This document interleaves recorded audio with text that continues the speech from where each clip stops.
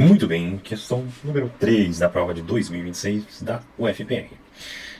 Essa questão tinha o seguinte enunciado: as retas paralelas, o palavrinha importante aqui, as retas paralelas R1 e R2 no plano XY, quem que é o plano XY? É o plano cartesiano, são dadas pelas equações. Uma delas é essa daqui, y igual a 2m menos 3 vezes x mais 4, e a outra y igual a 5m mais 1 vezes x menos 2, respectivamente. Ou seja, essa aqui é a equação da R1 e essa daqui é a equação da R2. Todas as retas no plano cartesiano têm suas respectivas equações. E também nós conhecemos também como funções. E no caso, aqui o y é substituído por f de x, p de x, r de x, seja lá o que for. Beleza, são equações de retas. Tranquilo. Assinale a alternativa que corresponde ao valor de m. Então, como que você pode descobrir esse valor de m? Para quem já estudou e já sabia sobre equações de retas, já matou essa aqui no peito e marcou um golaço. Por quê? Porque você sabe que, nesse caso, eu vou representar a equação genérica da reta no plano cartesiano com y. Já que aqui foi nos dada nesse formato y, eu vou colocar desse jeito também. Como é que é a equação genérica da reta? É assim. Você tem o valor da projeção no eixo y dessa reta, dada como um número que vai multiplicar a variável x, que seria a projeção desse determinado ponto no eixo das abscissas, o eixo x, mais um número sozinho aqui. O que esses números significam? Eles também são conhecidos como coeficientes. Né? Se você pensar, esse aqui multiplica o x e esse aqui multiplica o x elevado a zero, que é 1.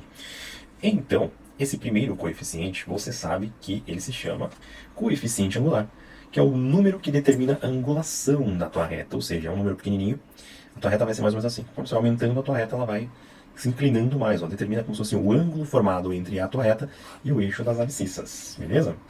E o coeficiente B aqui, qual que é o nome dele? Né? Esse aqui é o coeficiente linear, que é exatamente o número que vai nos dizer onde, em qual ponto que essa nossa reta intersecta o eixo das ordenadas, que é o eixo y. Se você parar para pensar um pouquinho, é lógico, porque quando uma reta intersecta o eixo y no plano cartesiano, não significa que aqui a tua coordenada x está exatamente no zero? Né? Então, se o teu x aqui vale zero, vai ser um número vezes zero. Isso aqui não vai valer nada, vai sobrar apenas esse número. Então, y vai ser igual a esse número. Coeficiente linear é exatamente o ponto que a tua reta intersecta o eixo das coordenadas.